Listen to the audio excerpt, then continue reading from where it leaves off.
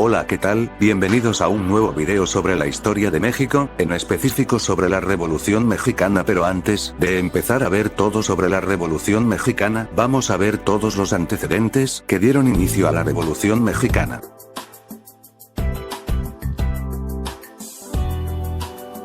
El porfiriato fue el principal detonante de la Revolución Mexicana, ya que en ese periodo hubo avances pero al igual eventos negativos, tales como el crecimiento económico del país gracias a las concesiones a fábricas extranjeras, todo el comercio empezó a fluir, pero ¿qué pasaba con la población no privilegiada? Las fábricas extranjeras tenían como trabajadores a indígenas, mano de obra barata, se suprimieron los derechos laborales por lo cual la mayoría de la población vivía en condiciones de pobreza extrema.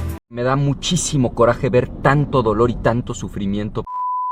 La Revolución Mexicana empezó a invertir las tornas, ya que en la independencia no se quería perder los privilegios de los criollos por causas de las reformas borbónicas, por lo cual se crea el movimiento independentista. Ahora en la revolución es todo lo contrario, ahora se busca quitar los privilegios de los empresarios extranjeros y dar atención al pueblo.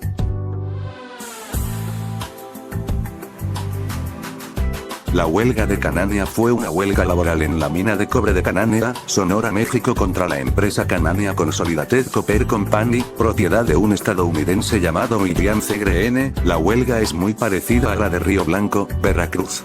Inició el 1 de junio de 1906 y se dio por la explotación y la miseria que vivían los obreros, la injusticia y la desigualdad entre los trabajadores mexicanos y extranjeros, donde el desarrollo alcanzado en México no beneficiaba en nada al pueblo ni a los trabajadores. La huelga terminó el 5 de junio del mismo año. Esta huelga fue uno de los antecedentes más grandes de la Revolución de 1910. A Cananea se le llama cuna de la Revolución.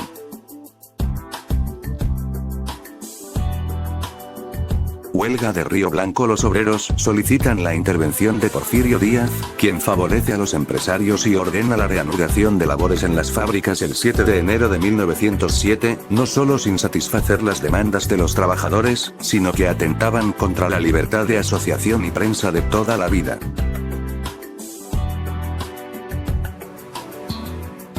En el último puesto está la entrevista de Creelman a Porfirio Díaz. Este es uno de los antecedentes más interesantes y oscuros, ya que Díaz confesó y afirmó que para hacer crecer al país fue necesaria la explotación del pueblo mexicano, haciéndole trabajar con salarios tan humillantes a empresas extranjeras. También dijo que los indios están acostumbrados a guiarse por aquellos que poseen autoridad en vez de pensar por sí mismos. Después prometió ante Creelman retirarse del poder al término del período gubernamental en 1910, cualesquiera que fueran las opiniones de sus amigos y partidarios. Daré la bienvenida a un partido de oposición. Si aparece, lo veré como una bendición y no como un mal, y si puede desarrollar poder, no para explotar sino para gobernar, estaré a su lado. Me olvidaré de mí mismo en la feliz inauguración de un gobierno totalmente democrático en mi patria. Ahora sí, ya que sabemos todo esto, empezamos a describir cada una de las etapas de la Revolución Mexicana.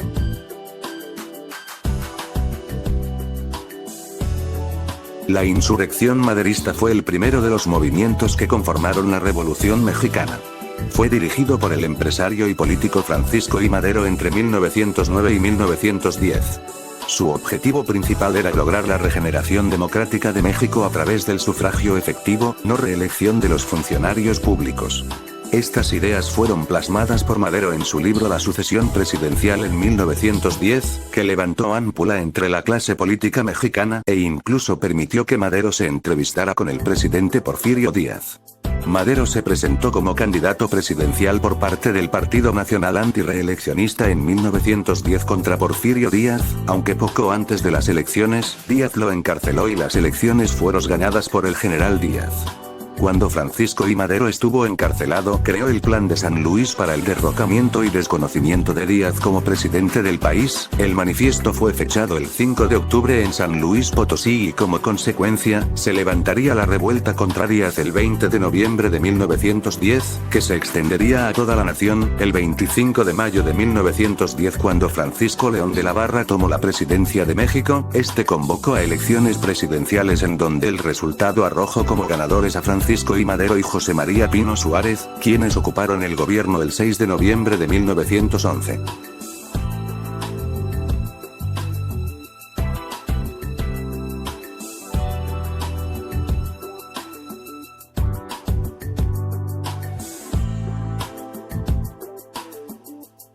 Para darle cierta apariencia de legitimidad al cuartelazo, Huerta hizo que el secretario de Relaciones Exteriores Pedro Lascurain asumiera la presidencia de forma provisional. Según la Constitución de 1857, el secretario de Relaciones se encontraba como el tercero en la línea sucesoria, detrás del vicepresidente y el presidente de la Suprema Corte, aunque este también había sido destituido tras el golpe de Estado. Lascurain designó a Huerta como secretario de Interior, volviéndolo el siguiente en la línea para la presidencia. Después de poco menos de 45 minutos en la presidencia, Lascurain renunció y entregó el poder a Huerta. En una sesión extraordinaria sucedida en medio de la noche, en un congreso que se encontraba rodeado por las tropas leales a Huerta, los legisladores aprobaron la designación. 4 días más tarde, Madero y Pino Suárez eran ejecutados. El gobierno huertista fue rápidamente reconocido por todas las potencias extranjeras, pero la administración del presidente estadounidense William Howard Taft se negó a reconocer el nuevo gobierno, como una forma de presionar al gobierno mexicano a resolver una disputa fronteriza en el Chamizal en favor de los Estados Unidos, a cambio del reconocimiento al gobierno de Huerta. Huerta intentó seguir consolidando su gobierno, y la clase media de la Ciudad de México pudo lograr importantes conquistas antes de ser suprimidos por el nuevo gobierno. Por ejemplo, el caso particular de la Casa del Obrero Mundial. La casa había convocado varias manifestaciones y huelgas, las cuales fueron en un principio toleradas por el régimen huertista. Sin embargo, conforme avanzó el tiempo, el nuevo gobierno suprimió las movilizaciones, y también arrestó y deportó a algunos de los líderes, para, finalmente, destruir el edificio que albergaba la sede de la Casa del Obrero. Huerta también buscó suprimir toda la agitación provocada en favor de la reforma agraria, que tenía su mayor punto focal en el estado de Morelos, por parte de las fuerzas de Emiliano Zapata. Una de las voces intelectuales en favor de la reforma agraria fue la de Andrés Molina Enríquez, quien en 1909 publicó un libro titulado Los grandes problemas nacionales, en que denunciaba el mal reparto de tierras que hubo durante los años del Porfiriato.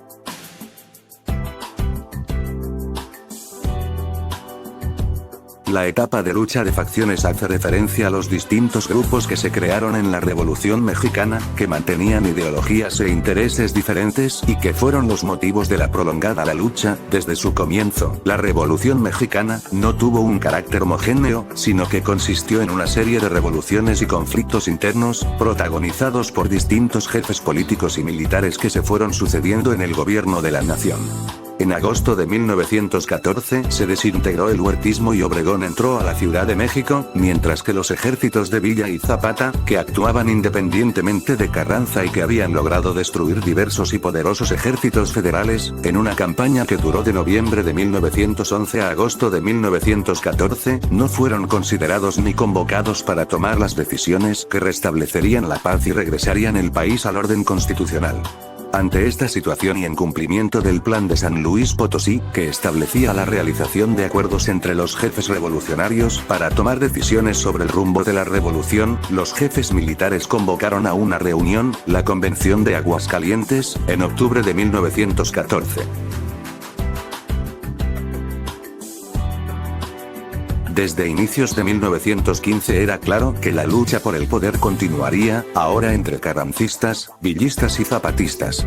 Los últimos dos grupos contaban para entonces con la ventaja de tener un ejército más numeroso y habían ocupado la capital, aunque conforme avanzó ese año la balanza se fue inclinando hacia el bando carrancista gracias a las victorias de Álvaro Obregón frente al ejército de Francisco Villa, ya que, a pesar del pacto realizado en Xochimilco, nunca hubo una verdadera colaboración entre Villa y Zapata, debido a que este último tenía por objetivo mantener aislada su región, por lo que se mantenía a la defensiva.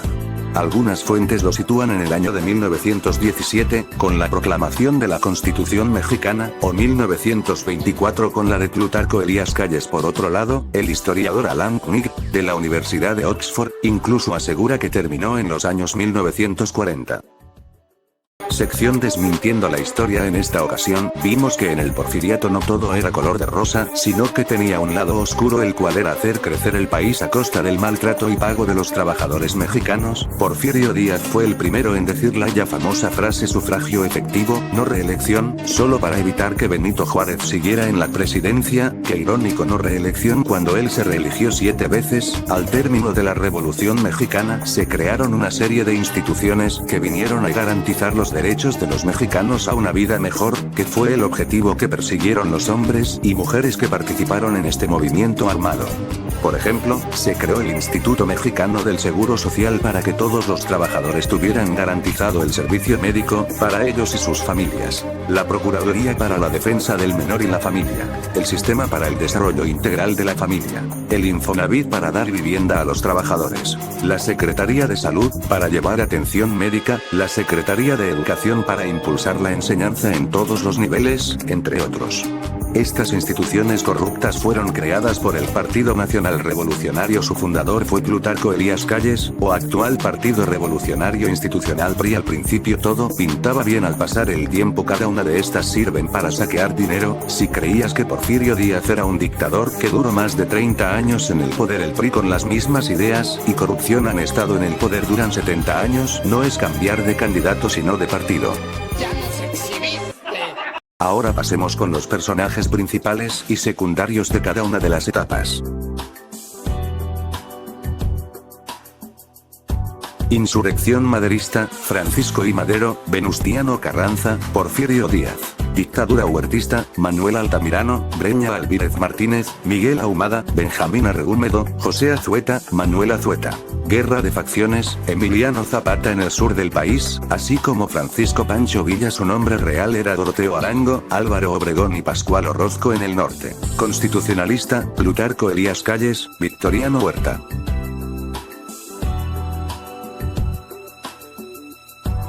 Para los personajes secundarios fue difícil escoger, ya que todos tuvieron grandes aportes a la Revolución Mexicana, así que en esta sección de personajes secundarios solo tiene 2 personajes.